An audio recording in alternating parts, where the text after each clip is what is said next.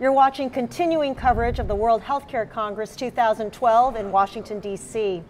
It's estimated that some 35 million Americans suffer from depression, and that translates into real cost concerns for American workplaces.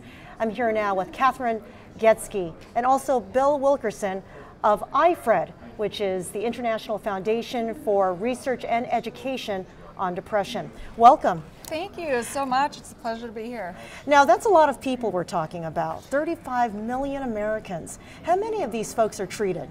It's actually less than 25% of people with depression are currently being treated. So that's 75% of people with depression are walking around not being treated right now. And it's astounding. 10% of the workforce as well. So a significant portion of the workforce is going untreated for depression. Why is that? It's the number one reason is stigma. And when we talk about stigma, my background is in marketing and advertising. We talk about negative brand. So it's basically the notion that this is depression. This is how it's pictured through imagery on news stories and whatnot. And so we really need to change depression to be something positive, hopeful that people can get treated for, because it's treatable.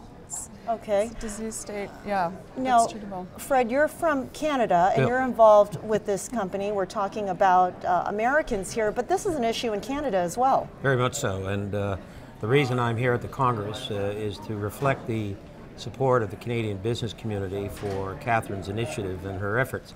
We've had significant progress in getting Canadian corporations to invest in the mental health of their employees and to take steps that will reduce chronic job stress, which is a risk factor for depression, and also to help their employees know and understand that depression is a factor in the course of heart disease, is a factor in the course of diabetes, and has a profound effect on the general well-being of the working population. The cost today in the United States, Canada, and Europe combined is $1.3 trillion a year, 400 billion in this country. This cannot be ignored. That's 4% of the GDP being consumed by an ineffective handling of a major public health problem. And it's treatable. I mean, so depression is treatable. The only reason it's not getting treated is because people are afraid. They're afraid to say they have depression. There's research that says they'd rather say they committed a crime than they have depression. They don't understand the biological components of depression. So when we're talking about over $1 trillion, these are things that we could actually be saving this money if we just were to address the problem. Is there any evidence at all that American companies are starting to recognize that they need to address depression like they would any other disease? Well, that's exactly why we're here. We're here to start the conversation. I mean, companies... It hasn't been started yet? Not significantly. To speak a word of hopefulness, which is Kathryn's theme, which we need to embrace mightily, is there will be a CEO roundtable on brain health that is in the stages now of being formed. I'm in New Jersey this Thursday to help further that. Yesterday we spoke to the CEO of Xerox, who was speaking to the Congress, and she's very supportive of investments in the mental health of her population.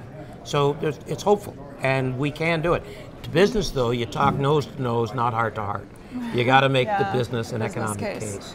And if you think about it, too, we just passed mental parity legislation, which means that brain health can be should be treated the same as physical health in insurance companies. So, I mean, there are high copays with mental health issues. They put a limit on the number of visits people can go and visit a psychiatrist or psychologist. And those are things, if we were allowed people to get screened in primary care doctors and then treatment, and unlimited treatment to where they were better, we could save significant costs. And it's been proven in research that a company can save $5,000 to $10,000 per employee if they were simply addressing the problem. Can I add one thing? If the case for investing in depression can be made effectively, it can be made effectively in support of our kids. Depression unveils itself usually 12, 13 years old. We didn't know that until about 5 years ago. 75% of all adults living with the symptoms of depression developed onset in their early teens, their late adolescence. Today in this country, in the United States, the equivalent of 10 jumbo jets full of kids crashing and burning and killing all on board is the number of young people, adolescents, who take their own lives due to depression. We got to stop that and stop it fast. Yeah. Those are powerful statistics. Yeah, I Thank know. you. Thank you very much. Well, we appreciate your time today, both Kathryn and Bill. Thank you. Thank you so much. Thank you. I'm Mabel Jong. Thanks for watching.